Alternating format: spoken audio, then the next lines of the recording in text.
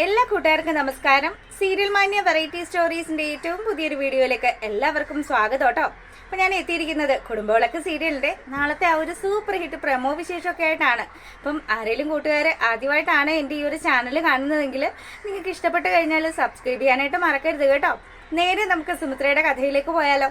അങ്ങനെതാ നമ്മുടെ അരവിന്ദനാണെങ്കിൽ പങ്കജിനെ കൈയോടുകൂടി കൂട്ടിക്കൊണ്ട് വരികയാണ്. അപ്പൊ രഞ്ജിതയാണെങ്കിലോ തനിക്ക് പറയാനുള്ള മുഴുവൻ കാര്യങ്ങളും പങ്കജിനോട് പറയുമ്പോഴത്തേക്കിനും എങ്ങനെയാണ് പങ്കജ് ഇപ്പോൾ എന്താണ് പൂജയ്ക്ക് നിന്നോടുള്ള നിലപാട്, അവൾക്ക് നിന്നെ ഇഷ്ടമാണോ എന്നൊക്കെ ചോദിക്കുകയാണ്. അപ്പൊ ഇതൊക്കെ കേൾക്കുമ്പോഴത്തേക്കിനും പങ്കജിനൊരു ഡൗട്ട്, ഇനി അമ്മ എനിക്ക് വേണ്ടി വേറെന്തെങ്കിലും കല്യാണം ആലോചിക്കുന്നുണ്ടോ എന്നുള്ളൊരു കാര്യം പങ്കജ് ഇങ്ങനെ തിരികെ ചോദിക്കുമ്പോഴത്തേക്കിനും രഞ്ജിത പറയുന്നുണ്ട്, നമ്മൾ ഇപ്പൊ കൈയടക്കി വെച്ചിരിക്കുന്ന സകല സ്വത്തുക്കളും 4 മാസത്തിന് ശേഷം അത് പൂജയുടെ പേരിലാകുമെന്നും അതുകൊണ്ട് എത്രയും പെട്ടെന്ന് തന്നെ പൂജയും നീയും തമ്മിലുള്ള വിവാഹം നടക്കണം, വെറും 4 മാസത്തെ കാലയളവ് മാത്രമേ ഇനി നമ്മുടെ മുന്നിലുള്ളൂ എന്നുള്ള കാര്യമൊക്കെ പറഞ്ഞ് അവനെ കാര്യങ്ങൾ പറഞ്ഞ് ധരിപ്പിക്കുകയാണ്. അപ്പം അരവിന്ദൻ ചോദിക്കുന്നുണ്ട്, അല്ല രഞ്ജിത, ഇതൊക്കെ നീ എന്നോട് കൂടി ആലോചിച്ചിട്ട് ചെയ്യേണ്ട കാര്യങ്ങളല്ലേ? എൻ്റെ പൊന്നു മനുഷ്യ, നിങ്ങളല്ലേ പറഞ്ഞത് ഈ വീട്ടിൽ നിന്ന് ഇറങ്ങാൻ പറ്റില്ലെന്നും നിങ്ങളുടെ പഴയ വീട്ടിലേക്ക് പോകാൻ സാധിക്കില്ല എന്നുള്ള കാര്യമൊക്കെ. അതുകൊണ്ട് ഇപ്പതാ പങ്കജ് വിചാരിച്ചാൽ മാത്രമേ നമ്മൾ ഈ ഒരു പ്രശ്നത്തിൽ നിന്നും രക്ഷിക്കാൻ പറ്റുള്ളൂ എന്നുള്ള കാര്യമൊക്കെ രഞ്ജിത ഇങ്ങനെ അരവിന്ദന്റെ അടുത്ത് പറയുകയാണ്. അപ്പം അങ്ങനെയാണെങ്കിൽ പിന്നെ അത് തന്നെ നടക്കട്ടെ എന്നും പറഞ്ഞ് പങ്കജിനെ ഇങ്ങനെ അച്ഛനും അമ്മയും കൂടി അങ്ങ് പ്രോത്സാഹിപ്പിക്കുകയാണ്. അപ്പൊ പങ്കജാണെങ്കിലോ, വേണ്ടുന്ന കാര്യങ്ങളെല്ലാം ദീപു അങ്കിളിനെ ഏർപ്പാടാക്കി ഞാൻ ചെയ്യുന്നുണ്ട് മമ്മി, എന്തായാലും മമ്മി വിഷമിക്കുമൊന്നും വേണ്ട, ഈ പറഞ്ഞ കാലയളവിൽ തന്നെ അവളും ഞാനും തമ്മിലുള്ള വിവാഹം നടക്കും. പക്ഷെ അത് അവളോടുള്ള സ്നേഹം കൊണ്ടൊന്നും അല്ല, അവളെ എനിക്ക് ഈ വീട്ടിൽ കൊണ്ടുവന്ന് ചവിട്ടി മെതിക്കണം, അതിനുവേണ്ടി മാത്രമാണ് എന്നുള്ള കാര്യം ഇവൻ പറയുകയാണ്. അതെന്തെങ്കിലും ആയിക്കോട്ടെ, എനിക്കതൊന്നും അല്ല വിഷയം, എനിക്ക് സ്വത്തുക്കളൊന്നും നഷ്ടപ്പെടാൻ പറ്റില്ല, എന്തായാലും ഈ സുഖസൗകര്യങ്ങളൊന്നും ഉപേക്ഷിച്ച് പോകാനായിട്ട് നീയും ഞാനും നിന്റെ അച്ഛനും ഒന്നും തയ്യാറല്ല, ആ കാര്യം ഉള്ളത് കൊണ്ട് തന്നെയാണ് ഞാൻ ഈ കാര്യം നിന്നെ ഏൽപ്പിക്കുന്നത് എന്നൊക്കെ പറഞ്ഞ് പങ്കജിനോട് ഇങ്ങനെ സംസാരിച്ച് രഞ്ജിത അവിടുന്ന് പോവുകയാണ്. അപ്പൊ ഈ സമയത്താണെങ്കിലോ നമ്മുടെ സിദ്ധാർത്ഥിന്റെ കൂട്ടുകാരൻ ആശുപത്രിയിലേക്ക് എത്തുകയാണ്. അപ്പൊ ആശുപത്രിയിലേക്ക് വരുന്ന സമയത്താണെങ്കിലോ സിദ്ധുവിന് സർജറി ആണ് എന്നുള്ള കാര്യം ഡോക്ടർ പറയുകയാണ്.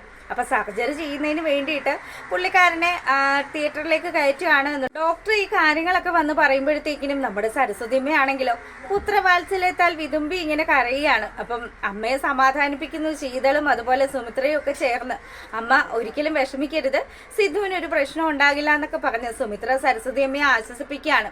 അങ്ങോട്ടേക്കാണ് നമ്മുടെ അസിസ്റ്റന്റ് വരുന്നത്. അപ്പൊ പുള്ളിക്കാരൻ വരുമ്പോഴത്തേക്കിനും ആരാണ് എന്താണ് എന്നുള്ള രീതിയിലൊക്കെ ഇങ്ങനെ സംസാരിക്കുക കേട്ടോ.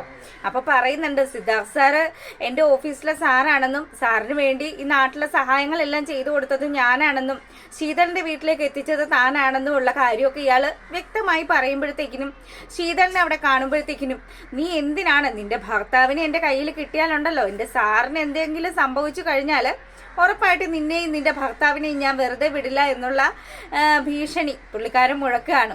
അപ്പം എന്തായാലും ശീതളാണെങ്കിലോ, ഞാൻ അറിഞ്ഞുകൊണ്ട് ഒരിക്കലും ഒരു തെറ്റും ചെയ്യില്ല, എൻ്റെ അച്ഛൻ അവിടെ വന്നു കയറിയതാണെന്നും നടന്ന സംഭവങ്ങളെല്ലാം സിദ്ധാർത്ഥിന് ഇങ്ങനെയൊക്കെയാണ് സംഭവിച്ചത് എന്നുള്ള കാര്യങ്ങളെല്ലാം ശീതൾ അസിസ്റ്റന്റിന്റെ അടുത്ത് സംസാരിക്കുകയാണ്.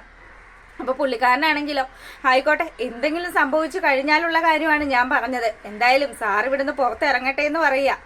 അപ്പം സിദ്ധുവിനെ ഓപ്പറേഷൻ ചെയ്യണമല്ലോ, അതിന്റെ കാര്യങ്ങളും പേപ്പറും പൈസയും ഒക്കെ നമ്മുടെ സുമിത്രയാണെങ്കിൽ അറേഞ്ച് ചെയ്ത് വെച്ചിരിക്കുകയാണ്. ആ ഒരു സീനിന് ശേഷം നമ്മളെ കാണിക്കുന്നത് അനിരുദ്ധിനെയാണ്. അപ്പം അനന്യക്ക് തലചുറ്റൽ ഉണ്ടായെന്ന് സ്വരമോള് വിളിച്ച് പറഞ്ഞല്ലോ, കുഞ്ഞിന്റെ അടുത്തേക്കും അനന്യയുടെ അടുത്തേക്കും ഓടിപ്പാഞ്ഞ് എത്തുകയാണ്. തന്റെ അച്ഛന് വലിയൊരു അപകടം സംഭവിച്ചിട്ട് അത് പാതി വഴിയിൽ ഇട്ടിട്ടാണല്ലോ അനിരുദ്ധ് വരുന്നത്.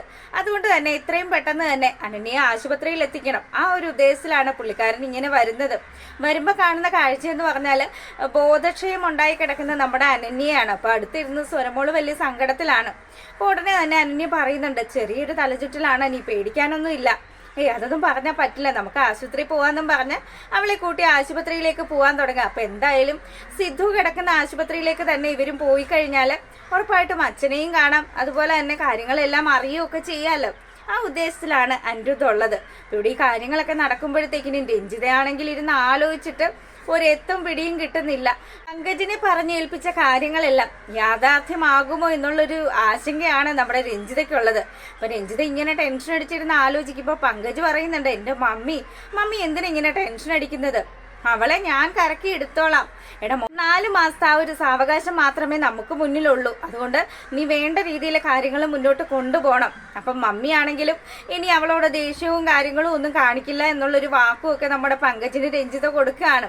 എന്തായാലും ഇതിന് മുന്നേ പൂജയോട് നല്ല രീതിയിലൊന്നും അല്ലല്ലോ രഞ്ജിത പെരുമാറിയത്. അപ്പൊ ആ സ്വഭാവമൊക്കെ പാടെ മാറ്റിക്കൊണ്ട് തന്നെ പുതിയ ഒരു സ്വഭാവ രീതിയിൽ തന്നെ താനിനി അവളെ സ്നേഹിച്ച് പെരുമാറിക്കോളാം എന്നുള്ള വാക്ക് പങ്കജിന് നൽകിക്കൊണ്ടാണ് രഞ്ജിത അവിടെ അങ്ങനെ ഇരിക്കുന്നത്. അപ്പൊ ഈ സമയത്താണെങ്കിൽ ആശുപത്രിയിൽ ആ ഒരു സീനിന് ശേഷം നമ്മളെ കാണിക്കുന്നത് സരസ്വതി അമ്മ അങ്ങനെ വിഷമിച്ചിരിക്കുകയാണ്. സിദ്ധുവിനെ ഓപ്പറേഷൻ തിയേറ്ററിലേക്കും കയറ്റി. പക്ഷെ വെളിയിൽ റെസ്റ്റ് ചെയ്തിരിക്കുന്ന നമ്മുടെ സുമിത്രയ്ക്കാണെങ്കിൽ ഭയങ്കര ഒരു ക്ഷീണം തോന്നുകയാണ്. പെട്ടെന്ന് തന്നെ സുമിത്രയാണെങ്കിലോ തലകറങ്ങി വീഴാൻ പോകുന്ന ഒരു അവസ്ഥയിലിരിക്കുക. ബ്ലഡൊക്കെ കൊടുത്തത് കൊണ്ടായിരിക്കും.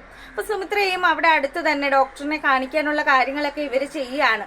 അപ്പൊ ആ സമയത്താണെങ്കിലോ നമ്മുടെ അനിരുദ്ധും അനന്യയും കൂടി ആശുപത്രിയിലേക്ക് എത്തുകയാണ്. അപ്പം ഇത്തരത്തിലുള്ളൊരു സൂപ്പർ ഹിറ്റ് വിശേഷം കാണിച്ചുകൊണ്ടാണ് നമ്മുടെ പ്രൊമോ എത്തിയിരിക്കുന്നത്. അപ്പം എല്ലാവരും കാണുക. എല്ലാവർക്കും നല്ലൊരു രാത്രിയൊക്കെ ആശംസിച്ചുകൊണ്ട് വീഡിയോ നമ്മൾ വൈൻഡപ്പ് ചെയ്യാണ്. താങ്ക്